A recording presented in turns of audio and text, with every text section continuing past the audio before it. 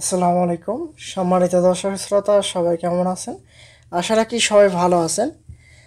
Pay scale সহ বিভিন্ন দাবিতে সচিবালয় কর্মচারীদের বিক্ষোভ হয়েছে আজকে 21শে সেপ্টেম্বর 2025।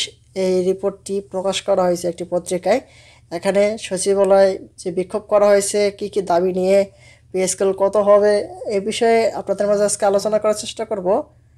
আশা করি ভিডিওটি মনোযোগ সহকারে শেষ পর্যন্ত দেখার চেষ্টা করবেন।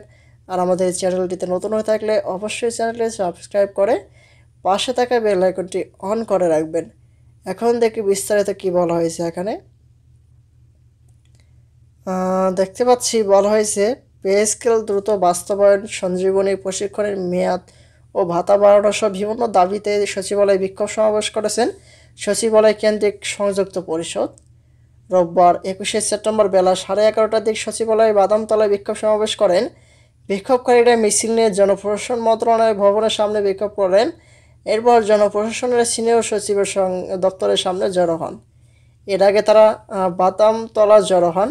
দাবিগুলো পে স্কেল দ্রুত বাস্তবায়ন করতে হবে, সঞ্জীবনী প্রশিক্ষণে 10 দিনের জন্য করা কথা বলা হয়েছে, আর সঞ্জীবনী ভাতা 20,000 টাকা করা, পরিবারের 6 জনের রেশন চালু করা ইত্যাদি।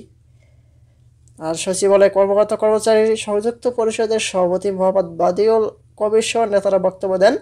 অর্থ মন্ত্রণালয়ের ব্যক্তিগত কর্মকর্তা মোহাম্মদ মোর্শেদ বক্তব্য দেন।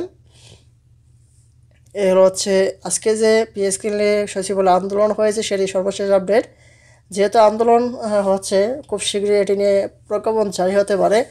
আর যখনই এই আপডেট নিউজ প্রকাশিত হবে সবার আগে আমাদের চ্যানেলটিতে পেয়ে যাবেন। তাই দেরি না করে আমাদের চ্যানেলটিতে নতুন হয়ে থাকলে অবশ্যই চ্যানেলটি সাবস্ক্রাইব করে রাখবেন।